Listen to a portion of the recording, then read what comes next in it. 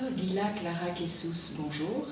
Vous intervenez au colloque international sur le leadership féminin à Paris ce 27 novembre, sur l'invitation de Formark Europe et de la Ligue mondiale pour le droit au bonheur.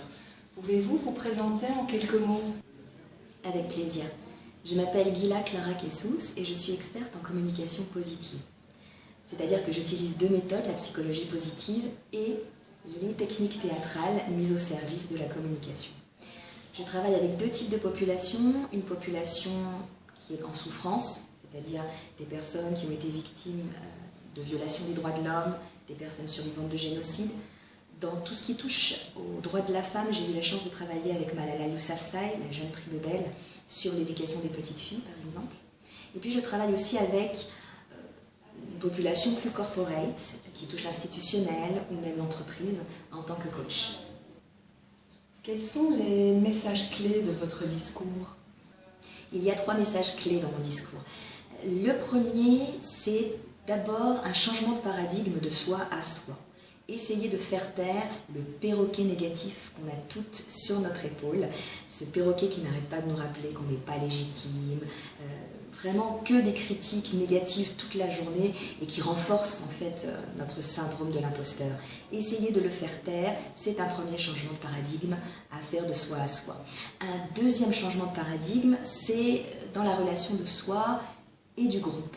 Accepter, par exemple, quand on doit prendre la parole ou quand tout d'un coup tous les yeux sont fixés sur nous, et bien de se dire qu'on n'est pas seulement victime passive du regard de l'autre, on n'est pas seulement dans la notion de voyeurisme agressif de l'autre, mais on voit également, on est aussi actrice du regard.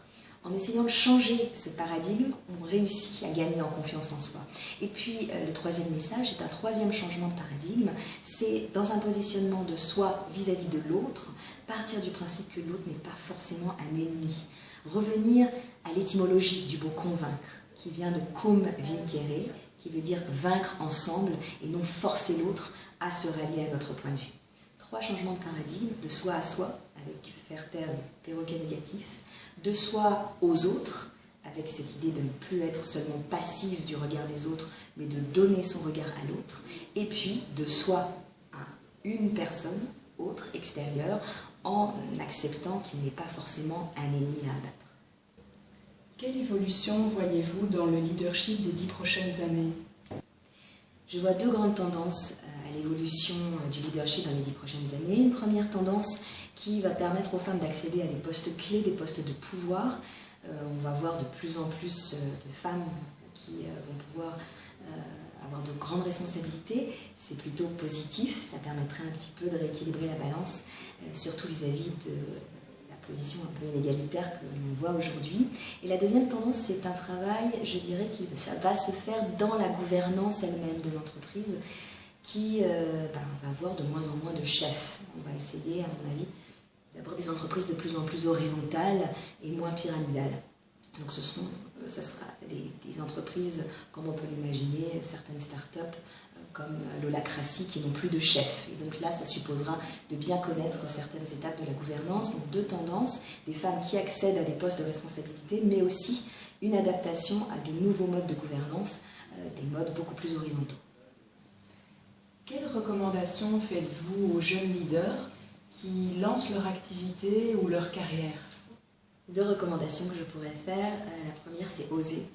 Oser s'exprimer, oser dire clairement les choses aux collaborateurs, ne pas avoir peur de pouvoir s'exprimer. Et puis la deuxième, bien sûr, savoir dire non. Savoir dire non sans s'excuser, savoir dire non sans agresser. Essayer de trouver ce qu'on appelle l'assertivité, c'est-à-dire la juste balance, le juste équilibre pour pouvoir essayer d'être entendu, calmer son émotion, en particulier quand on veut réagir sous un coup émotionnel. Et voilà, et mieux s'affirmer, je pense que ça, c'est vraiment les deux recommandations que je voudrais faire. Oser, savoir dire non, être très clair quand on dit non, ce à quoi on dit oui, et inversement, être très clair ce à quoi on dit non quand on dit oui, pour vraiment faire en sorte que les réponses soient verrouillées et surtout prises au sérieux par l'interlocuteur.